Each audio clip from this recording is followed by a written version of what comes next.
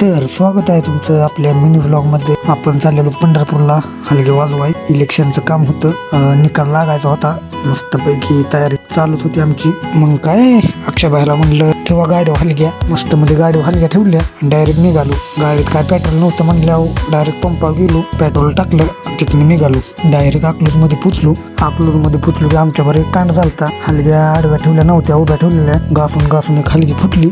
अकलूज मध्ये थांबावं, पान घ्यावं. त्यावर मावल्या म्हणला चल नाश्ता करू. मग काय डायरेक्ट दालच्या भात खायला थांबलो.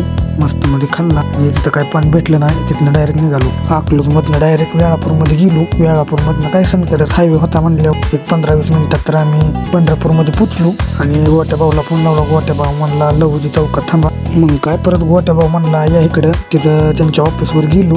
हलगी ही ठेवली. मस्त मध्ये तिची नट काढली. गोट्याभाऊ म्हणला आम्ही आलो पाणी घेऊन. गोट्याभाऊनी पाणी आणायला गेला. मस्त मध्ये आणलं आणि बसवलं. तेवढ्या तर मेंदूला भूक लागलेली. मग काय गोट्याभाऊ म्हणला आलो वडापाव घेऊन. आणि मस्त मध्ये 10 वडापाव आणलं. तर 5 जणांनी 2-2 खाल्लं आणि निवांत झोपलो. तेवढ्या तर त्यांचा निकाल लागलेला. त्यांचा नगरसेवक निवडून आलता. मस्त मध्ये मग डायरेक्ट वाजवायला सुरुवात केली.